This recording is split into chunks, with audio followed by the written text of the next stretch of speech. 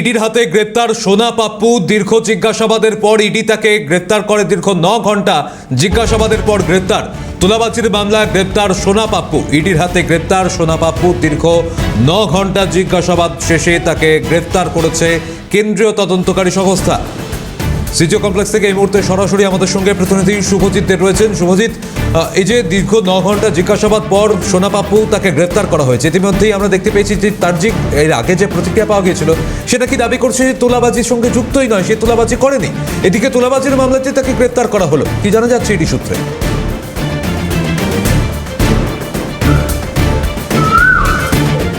একেবারে দেখো, জোর করে জমি দখল এবং তোলাবাজির যে মামলা, সেই মামলার প্রধান অভিযুক্ত তালিকায় একেবারে সর্বোপরে যার নাম ছিল তার নাম হলো সোনা পাপ্পু। এবং গত 3 মাস ধরে সে গা ঢাকা দিয়েছিল।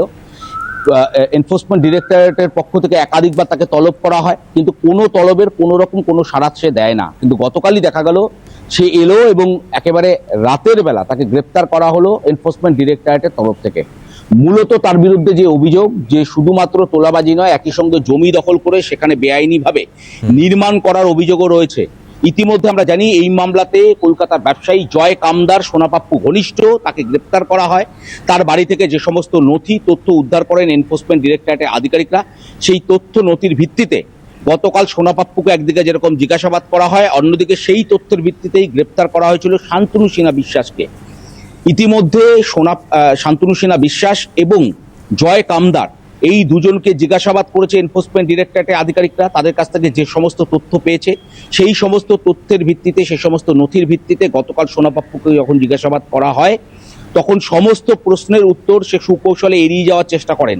এবং তদন্তকারী আধিকারিকরা তারা মনে করছিলেন যে গোটা তদন্ত প্রক্রিয়ায় তাকে জিজ্ঞাসাবাদের সময় সে অসহযোগিতা করছে, আর সেই অসহযোগিতার জায়গা থেকে দাঁড়িয়েই তাকে গ্রেপ্তার করা হয়। তোমাকে জানিয়ে রাখি, গতকালই তাকে গ্রেপ্তার করা হয়েছে। আজ তাকে আদালতে পেশ করা হবে, তার আগে তার স্বাস্থ্য পরীক্ষা হবে।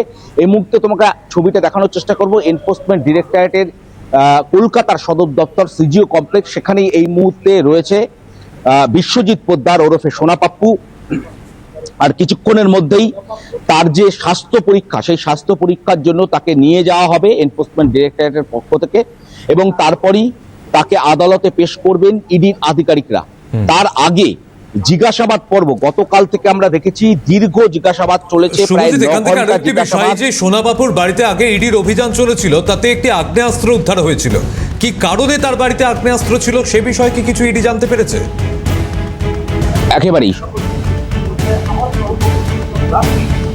একেবারেই দেখো, গতকাল সোনা পাপ্পুকে যখন এনফোর্সমেন্ট ডিরেক্টরেটের আধিকারিকরা এই আগ্নেয়াস্ত্রের ব্যাপারে জানতে চায়, তখন কিন্তু তিনি স্পষ্টত জানিয়ে দেন, যেটা ইডি সূত্রের মারফত জানা যাচ্ছে, যে তিনি এই আগ্নেয়াস্ত্রের ব্যাপারে কোনো কিছু জানে না। কিন্তু যখন এনফোর্সমেন্ট ডিরেক্টরেটের আধিকারিকরা সোনা পাপ্পুর বিলাসবহুল বাড়িতে বালিগঞ্জে সেখানে পৌঁছেছিলেন, তল্লাশি অভিযান চলাকালীন একটি আগ্নেয়াস্ত্র পায়, এবং সেই আগ্নেয়াস্ত্রের কোনো লাইসেন্স রয়েছে কিনা এই বিষয়ে তারা জানতে চান পরিবারের সদস্যদের কাছে।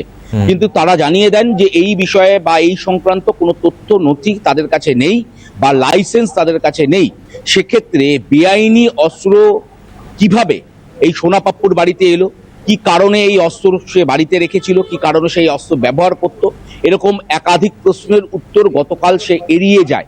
এবং সেই জায়গা থেকে দাঁড়িয়ে একদিকে জয় কামদারের সঙ্গে বিপুল পরিমাণে টাকা লেনদেনের তথ্য এই মুহূর্তে এনফোর্সমেন্ট ডিরেক্টরেটের আধিকারিকদের হাতে রয়েছে।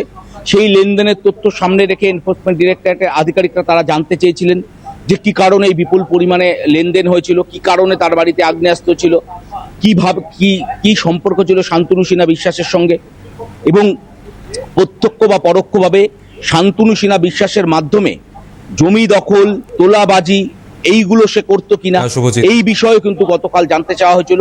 এবং গতকাল একাধিক যে প্রশ্ন, সেই প্রশ্নের যে উত্তর, সেই উত্তর কিন্তু এড়িয়ে যাওয়ার চেষ্টা করেন সোনা পাপ্পু। পরবর্তীতে এই প্রশ্নের উত্তর তারা পান কিনা ইডি আধিকারিকরা, তাদের পরবর্তী পদক্ষেপ কি থাকে সেদিকে অবশ্যই নজর থাকবে। অবশ্যই ধন্যবাদ জানাচ্ছি এই মুহূর্তে শুভজিৎ তোমাকে। প্রতিনিধি শুভজিৎ সরাসরি ছিলেন আমাদের সঙ্গে। আর এদিকে যখন সোনা পাপ্পু তাকে দীর্ঘ 9 ঘন্টা জিজ্ঞাসাবাদের পর গ্রেপ্তার করলো কেন্দ্রীয় তদন্তকারী সংস্থা। আর এই প্রসঙ্গে আমরা কথা বলেছিলাম প্রাক্তন পুলিশ কর্তা অনিল জানার সঙ্গে।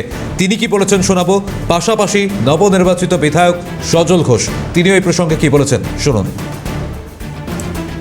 কি জোরে করে কিছুই না, মাথার হাত চলে গেলে হাতটা এখন কাটা পড়ে গেছে, এখন তাই এ করে ধরা পড়ছে, এখন ধরছে, এটা হওয়ারই ছিল। এদের মতো ভালো ছেলেদের কেন পুলিশ ধরছে? এটা বেশ সুন্দর রসে বসে ছিল, মানুষ যে কি করলো, ভোট করে ওদের মাথার হাতটা সরিয়ে দিল। এখন কি করা যাবে? আর এরা এখন ভালো ছেলে, সোনা পাপ্পু ব্যবসা করে, পৈতৃক ব্যবসা আছে, কোনো কিছু করে না, খালি সম্পত্তিতে ওদের আস্তে আস্তে বেড়ে যায়। মানে এমন সাথ আছে, আমরা নতুন নতুন কনসেপ্ট তো দেখলাম, সমাজ সেবা করে নাকি কোটি কোটি টাকার কেজি কেজি সোনা পাওয়া যায়। 10-12 বছর এক একজন বিরাট এক একটা দক্ষিণ ধারের বাসর ঘর বানায়, আর একটা হোয়াইট হাউস, মানে আমেরিকান প্রেসিডেন্টের মতো হোয়াইট হাউসের মতো সাদা সব বাড়ি বানায়।